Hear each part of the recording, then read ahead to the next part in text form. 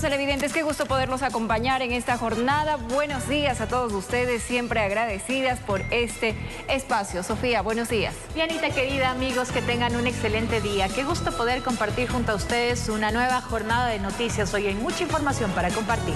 Así es, arrancamos ya de inmediato con las noticias. 6 de la mañana, 55 minutos.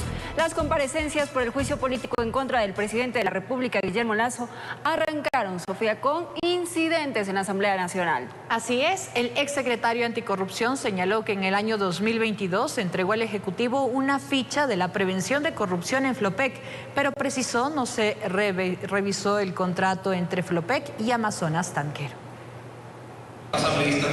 Con incidentes arrancaron las comparecencias del juicio político contra el presidente de la República, Guillermo Lasso, luego de que se intentara impugnar una pregunta formulada por el asambleísta Rodrigo Fajardo. Que parte de la ley orgánica de la función legislativa se permite que se objete o se impugne una pregunta. Usted preside. Colega Veloz, estoy interviniendo. Pido que me certifique el señor secretario. Colega Veloz. Por este motivo se apeló la presidencia de la Comisión de Fiscalización a Fernando Villavicencio. Usted es el presidente de esta comisión, pero no es el dueño de esta comisión. Ya conocemos ese comportamiento.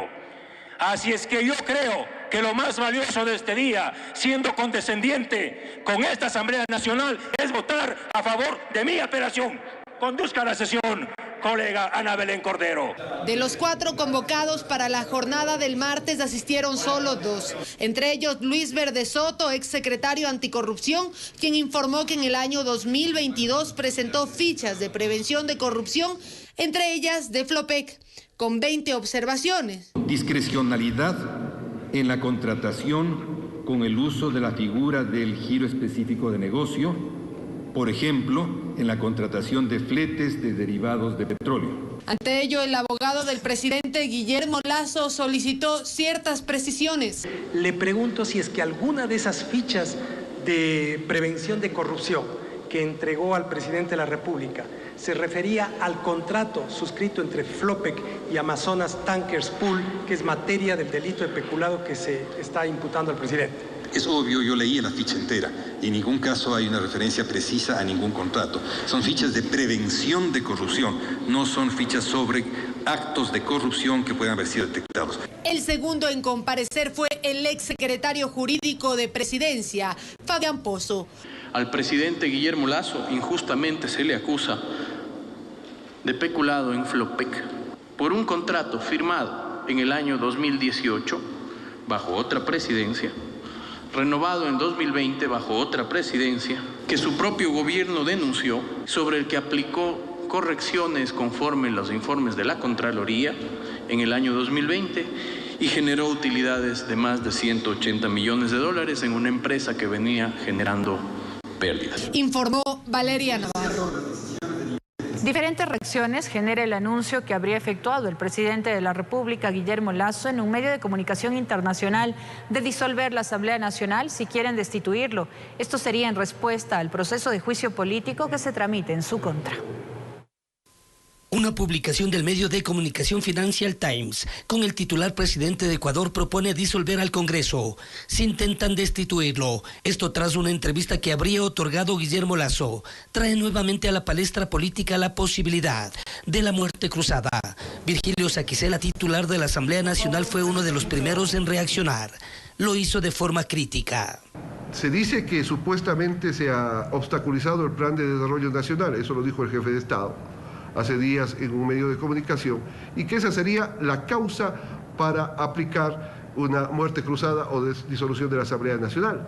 Si eso ocurrió en la ley de inversiones de hace más de un año, ¿por qué no lo hizo hace más de un año? Es mi pregunta. ¿Por qué no lo hizo hace 8 meses, hace 6, hace 5, hace 4, 3, 2, 1? ¿Por qué no lo hace hoy día?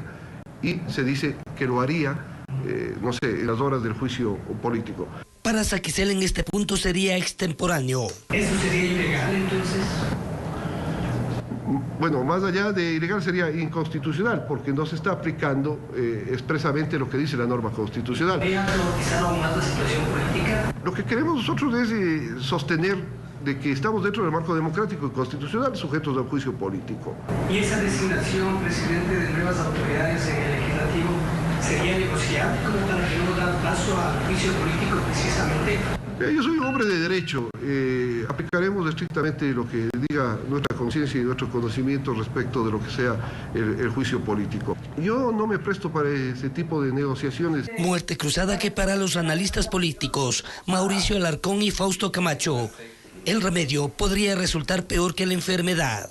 El hecho de tener una elección extraordinaria e intermedia para un mandato corto de año y medio, el hecho de tener un presidente gobernando incluso con poderes legislativos durante 6 u 8 meses, no le sienta nada bien a la inestabilidad que hemos venido teniendo durante las últimas semanas. Es una facultad que tiene la Asamblea y que tiene el Ejecutivo. La Asamblea ya se jugó aquella carta y no tuvo los votos. Lazo podría jugarse.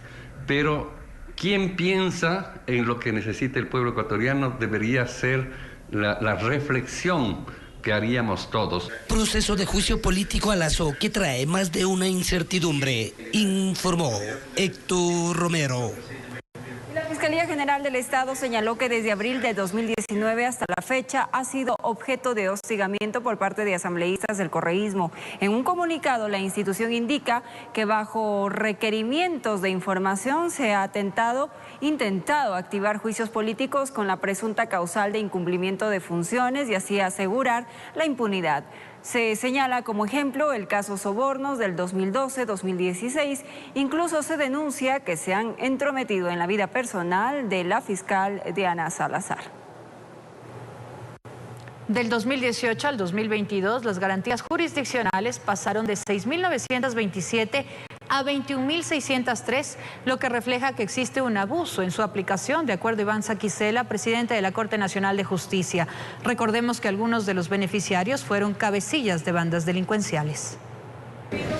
Literalmente en el país, como regalos de Navidad se habrían estado otorgando garantías jurisdiccionales como habeas corpus y acciones de protección.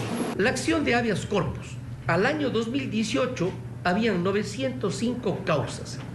Al año 2022, 3.121 causas. La acción de protección, al año 2018, 4.830. 2022, 16.167. Las medidas cautelares, al 2018, 495. Al año 2022, 851. De forma general, del 2018 al 2022, las garantías jurisdiccionales pasaron aceleradamente de 6.927 a 21.603. Esto alertó a la Corte Nacional de Justicia, cuyo presidente personalmente entregó a la Asamblea Nacional una propuesta de reforma legal a la Ley Orgánica de Garantías Jurisdiccionales y Control Constitucional, que permita ponerle un alto a algunos jueces generosos. Ni de lejos podemos plantear que no hay una razón de ser de las garantías jurisdiccionales, pero a todas luces preocupa especialmente en materia de acción de protección y habeas corpus, que hay que decirlo, ha habido un abuso. Es desde el 2008 que no se han registrado cambios en este ámbito y que hoy se pretende modificar, entre otras cosas, lo relacionado a impedir que se presenten de 15 a 20 acciones de protección de un mismo tema. Ha habido casos en los que, mediante medida cautelar, mediante habeas corpus, se ha llegado a modificar una pena privativa de la libertad decidida por un juez penal en el país.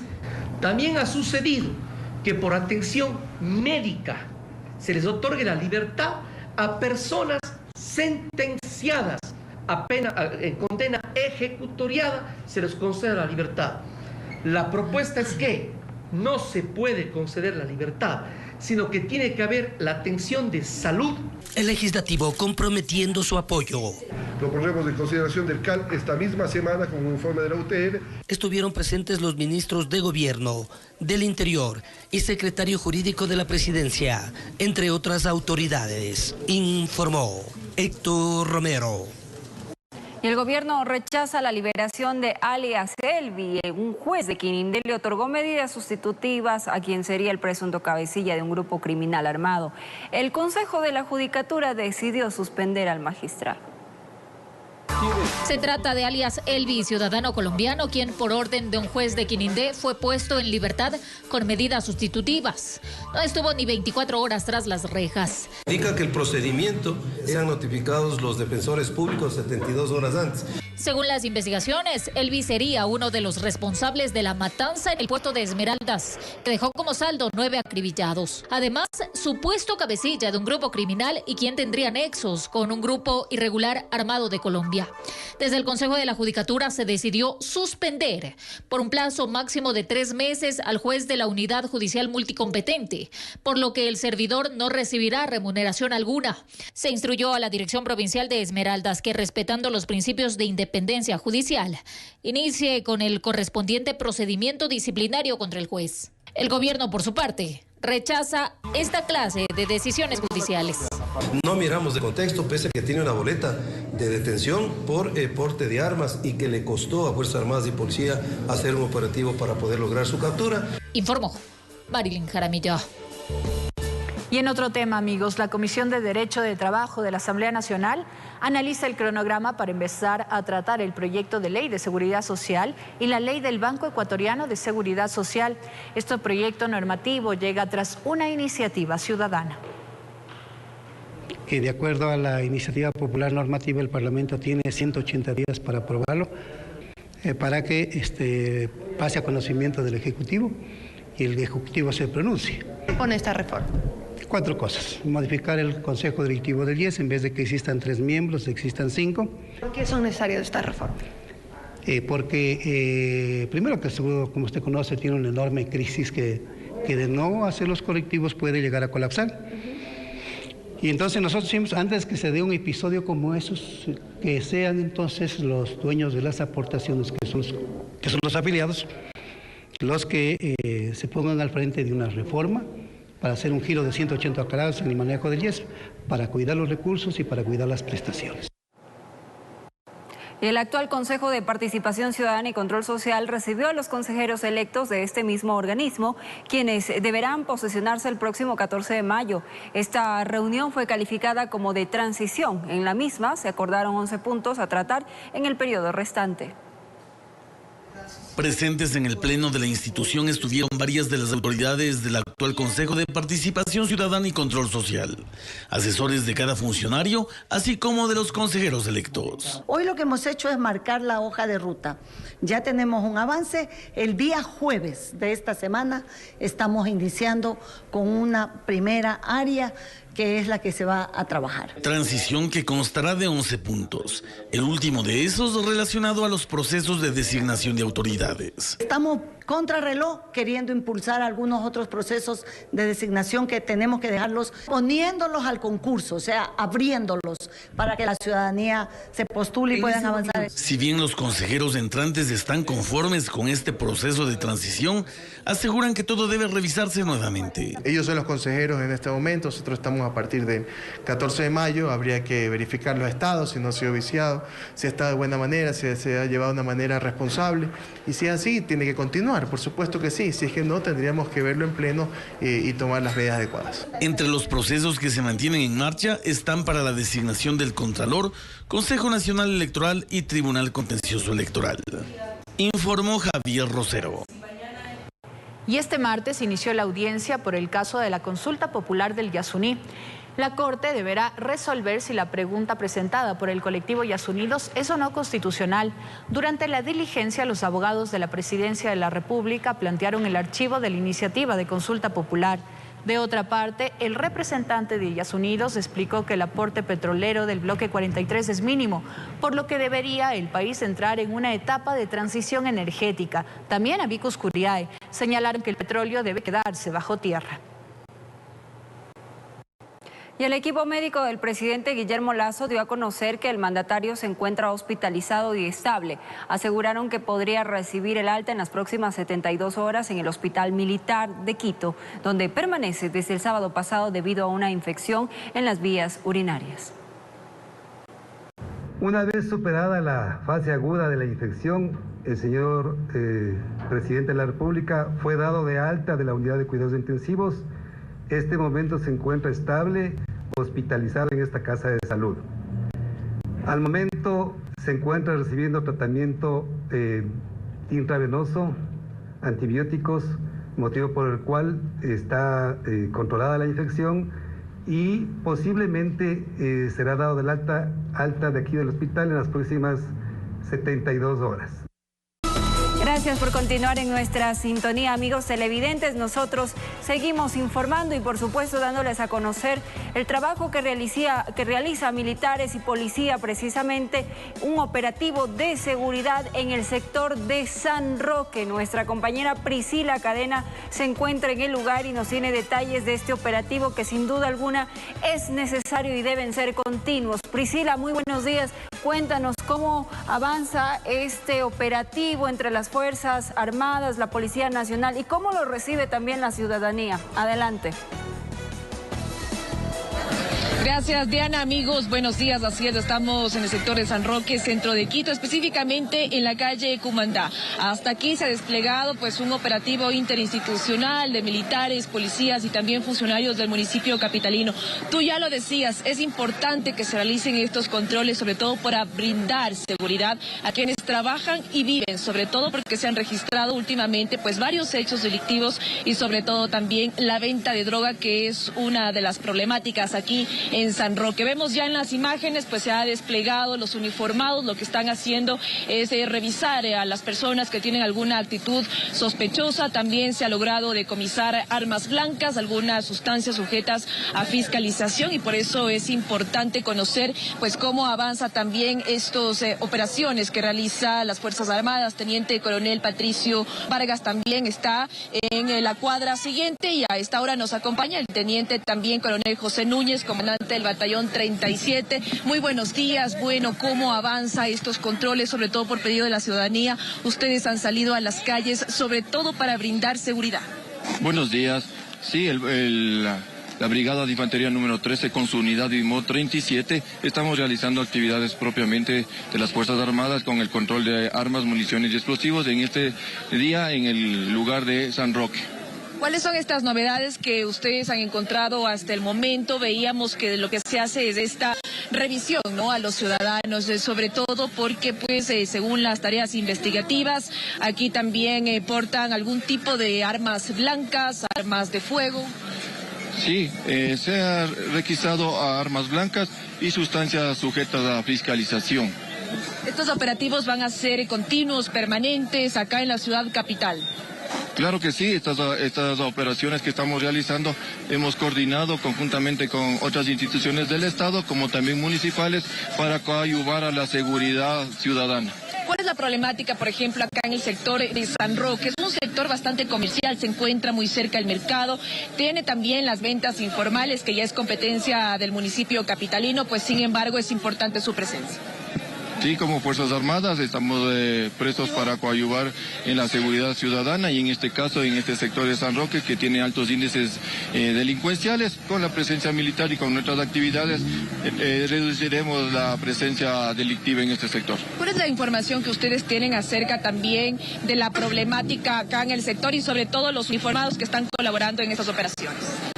Nuestra actividad propiamente dentro de las Fuerzas Armadas, las actividades de control de armas, municiones y explosivos las realizamos tanto al personal a pie como las personas que se encuentran en los vehículos y buses. Entonces nuestra actividad está dirigida en todo sentido.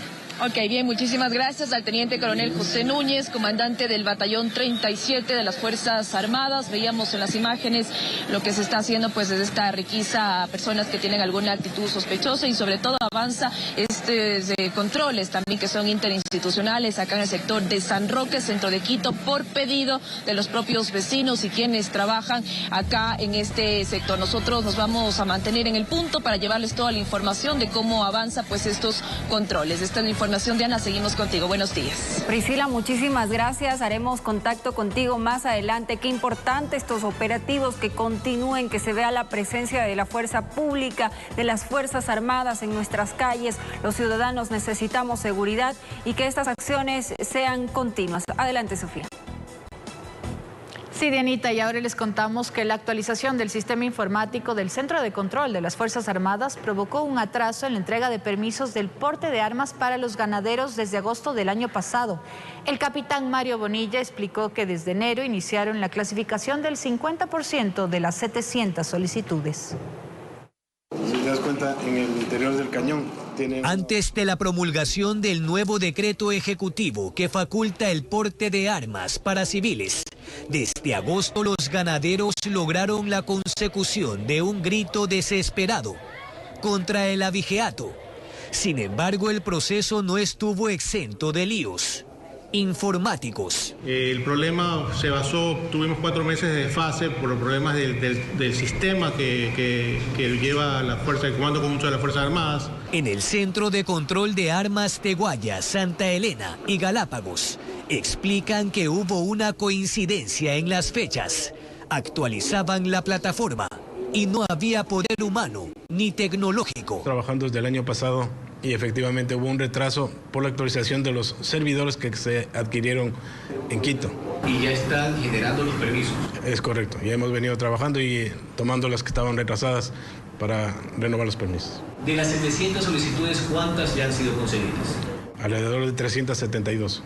Pero la apertura para el porte de armas bajo un proceso de calificación, 12 años después de ser proscrito, obliga a unificar la normativa. Va a borrón y cuenta nueva. Entonces va a tardar un poco más. Han hablado de 6 meses, nosotros esperamos que sea mucho más pronto, porque realmente el tema de inseguridad, de vigiato, creo que nos preocupa a todos. Una munición de veras, de reviente en la mano. Lo demás será la evaluación de la primera fase en torno a una sociedad que pasaría del temor al valor de apretar el gatillo.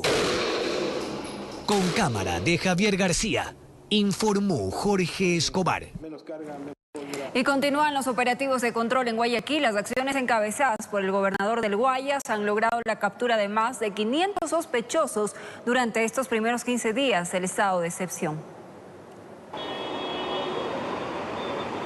Continúan los operativos ejecutándose en distintos puntos de la ciudad de Guayaquil. En esta ocasión se concentraron en la avenida Juan Tancamarengo, específicamente en el norte de la ciudad.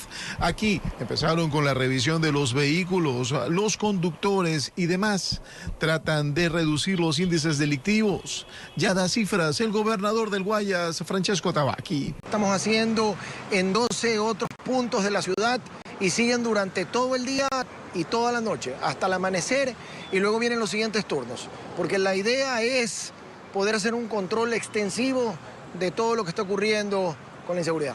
Hemos podido reducir apenas un 30% de la delincuencia. Que todavía hay mucho por hacer. Asegura que se van a intensificar este tipo de acciones en los puntos más calientes de la ciudad. Durante estos 15 días de estado de excepción, se ha podido capturar a 500 delincuentes, de los cuales el 94% tenían antecedentes de 2 a 10 detenciones. Eso quiere decir que en promedio no solo son las 500 detenciones, son otras 2.000 veces que se los ha tenido que capturar. Informó Julio César Saona.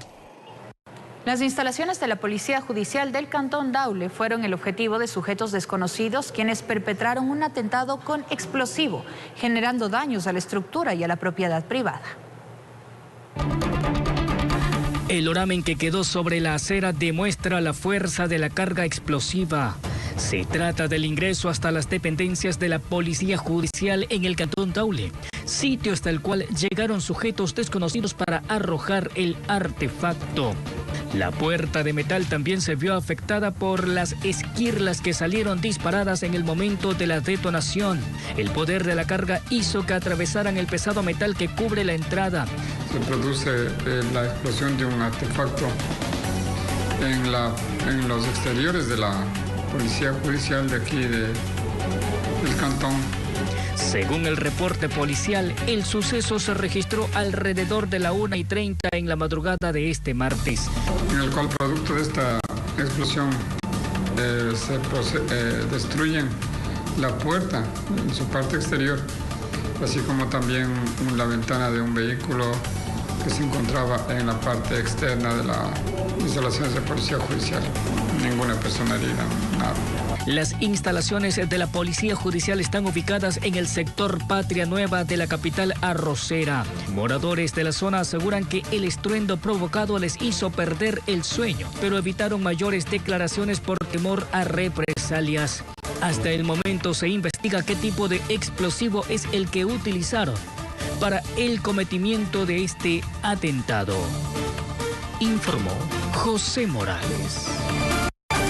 Gracias por continuar en nuestra sintonía, amigos televidentes. 7 de la mañana, 24 minutos. Y la noche de este martes, la Policía Nacional recibió una alerta de bomba en un concurrido centro comercial ubicado al sur de la ciudad. Los uniformados acudieron al lugar y realizaron la detonación controlada del artefacto. Además, informaron que no se produjeron daños materiales ni heridos. En redes sociales, ciudadanos mostraron su preocupación por el incremento de este tipo de atentados en la capital. Al menos 3 amenazas con uso de explosivos ocurrieron en menos de 12 horas en locales comerciales ubicados en diferentes sectores de Guayaquil. Estos actos delictivos guardarían relación con las denominadas vacunas extorsivas. El primer caso fue reportado la noche de este lunes en las calles 38 y La B, suburbio de Guayaquil. Delincuentes arrojaron un taco de dinamita en el portal de un domicilio. Afortunadamente, el artefacto no estalló, pero sí causó pánico en el sector. Una persona en bicicleta y una otra persona tiraron la bomba y ya prendida, pero no explosionó, no la tiraron bien, más claro. No, ya no es la primera, ya son como unas 6 veces que ya han intentado. La otra vez una balacera también le vino a correr balas. Ya a la 1 de la mañana de este martes, en la ciudadela Montebello, en el noroeste, ocurrió un caso similar. Un artefacto explosivo apareció en los exteriores de una farmacia.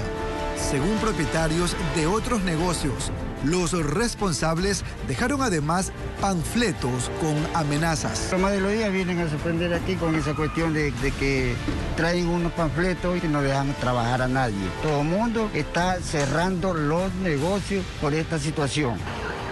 Horas después, cerca de las 6 a.m., la propietaria de un pequeño bazar ubicado en Mucholote 1, en el norte, alertó a la policía de una amenaza con bomba.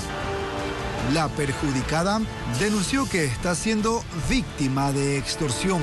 El día jueves me solicitaban $3.000, que si no les daba iban a atentar contra nosotros. Y de ahí volvieron a escribirme el día de ayer que no estaba haciendo caso a eso y que iban a tomar medidas. Estos 3 casos ocurrieron en menos de 12 horas en Guayaquil. Si bien en ninguno de ellos los artefactos estallaron, los mismos continúan aumentando el temor en las calles. Las cifras así lo reflejan. En el caso de los atentados con explosivos en lo que va del año, en la zona 8 del Guayas se registran más de 120, mientras que las extorsiones de todo tipo rebasan las 800. Esto según estadísticas policiales. Informó Jorge Salazar. Y mucha atención, mes a mes, personal de las empresas de servicio básico dejan en las puertas principales de nuestras viviendas las planillas de pago. ¿Qué relación tiene esto con los vacunadores extorsivos? Se lo explicamos en el siguiente informe. Yanina ejercía su profesión de médico con normalidad hasta que empezó a recibir llamadas extorsivas. En la cual pues mencionaba de que yo tenía que dar una suma de dinero, ¿ok? Mensualmente. Si no, caso contrario, le iban a hacer daño a mi esposo, a mis hijos, y que ya conocían de mi domicilio, del lugar de trabajo, todas mis redes sociales, que tenían toda la información de mí y que por lo tanto querían que yo pagara una cuota mensual. ¿De cuánto era la cuota? $400. Por el acoso de las organizaciones delictivas, su vida tranquila se convirtió en un caos, tanto que llegó a necesitar ayuda psiquiátrica.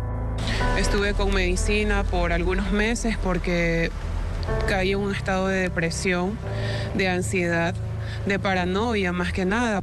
Yanina y su familia abandonaron la provincia en la que residían, huyendo de los extorsionadores.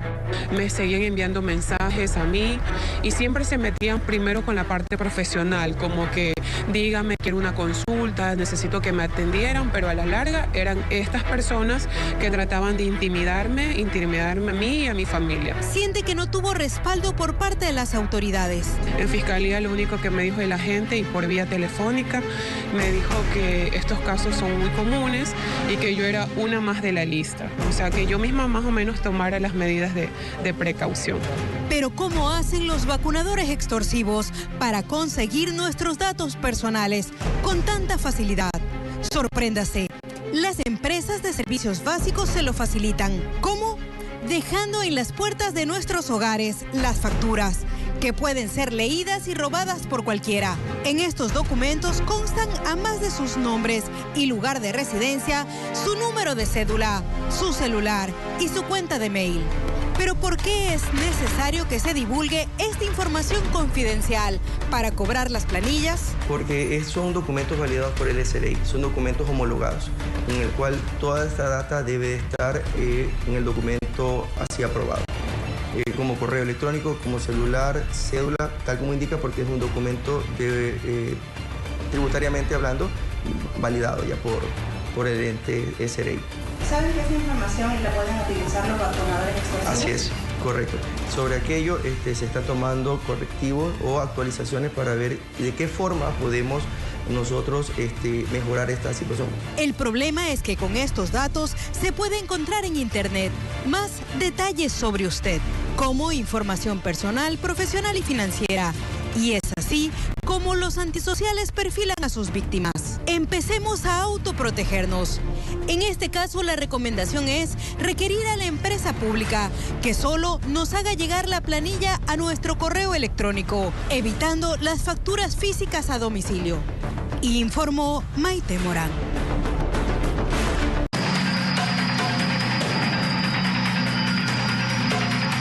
Gracias, amigos, por su sintonía. Según la Agencia Metropolitana de Tránsito, las sanciones por circular sin placas en Quito se incrementaron en el año 2023.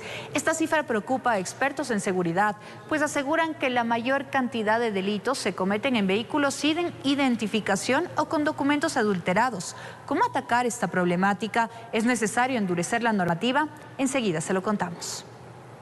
Las calles de Ecuador están repletas de vehículos sin placas.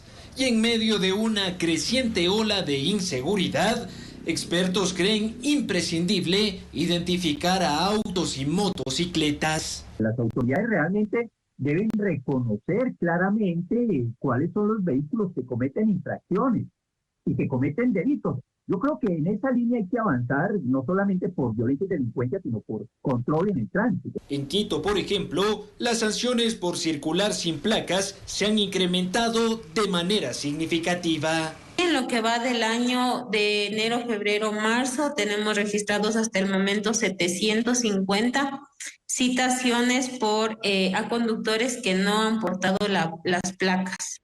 Ante esta problemática, la Agencia Metropolitana de Tránsito ha tomado la decisión de fortalecer los operativos en las zonas conflictivas de la capital. Nos mantenemos realizando estos controles no solamente en las vías principales, sino que se programan operativos también con Policía Nacional por lugares donde Policía Nacional ha identificado delincuencia. Colombia se enfrenta a la misma problemática de inseguridad que Ecuador y hace algunos años lograron reducir los indicadores gracias al fortalecimiento de los controles viales. Sacamos una medida en donde todos los motociclistas, absolutamente todos, incluido el pasajero, si no un pasajero, debería llevar un chaleco con el número de la placa suficientemente grande. Y el número de la placa debería ir en esa chamarra, pero también en el casco. Cuando se debate el tema de seguridad en Ecuador, se habla mucho de competencias y capacidades administrativas. Especialistas señalan que con esta propuesta ya no será tan fácil evadir responsabilidades en el combate contra la criminalidad. Informó Álvaro Terán.